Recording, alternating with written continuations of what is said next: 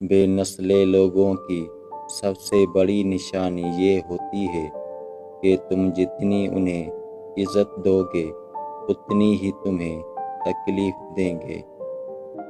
ہم یا عورت کو نکاح میں رکھتے ہیں یا نگاہ میں، اور مسئلہ تب آتا ہے جب جسے نگاہ میں رکھتے ہیں اسے نکاح میں نہیں رکھتے، اور جسے نکاح میں رکھتے ہیں اسے نگاہ میں نہیں رکھتے۔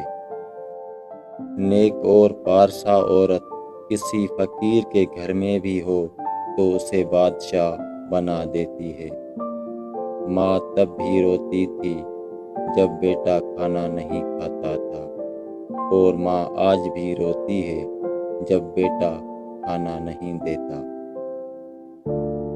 اس معاشرے کا عجیب المیہ ہے کہ یہاں گھٹیا سے گھٹیا بے حیا مرد کو بھی باحیا، شریف اور پارسا بیوی چاہیے۔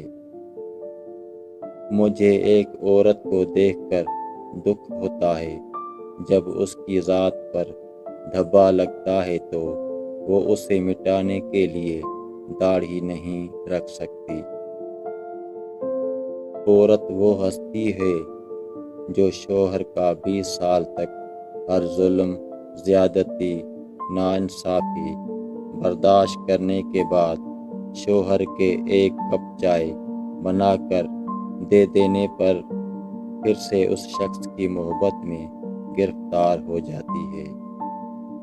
ماں سے بڑھ کر کوئی نام کیا ہوگا، اس نام کا ہم سے احترام کیا ہوگا۔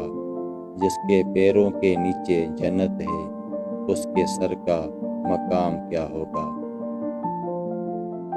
ہر مرد کی بیوی اس کے لیے ہیرے کی طرح ہے اور دوسری عورتیں لوہا، تو پھر وہ شخص عقل مند کیسے ہو سکتا ہے جو ہیرے کو چھوڑ کر لوہے کے پیچھے بھاگے۔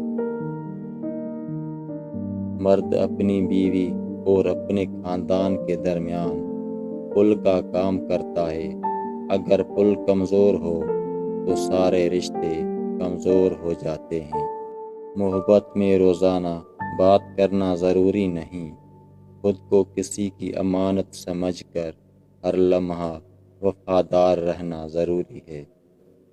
ہم جن سے محبت کرتے ہیں نا، ان کی کہی ہوئی چھوٹی سی بات دل توڑ بھی دیتی ہے اور جوڑ بھی دیتی ہے۔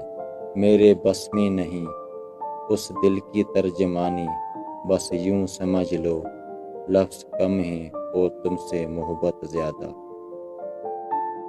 روٹھ جانے کے بعد غلطی جس کی بھی ہو، بات کا آغاز وہی کرتا ہے جس کو بے پناہ محبت ہو۔ کچھ محبتیں اتنی شفاف ہوتی ہیں کہ انہیں خود سے ہی چھپانا پڑتا ہے کہ کہیں اپنی ہی نظر نہ لگ جائے۔ جو شخص تمہیں محبت اور وفا کا تحفہ دے اس شخص کی قدر کرو، کیونکہ دنیا میں ان سے زیادہ قیمتی اور انمول تحفہ نہیں۔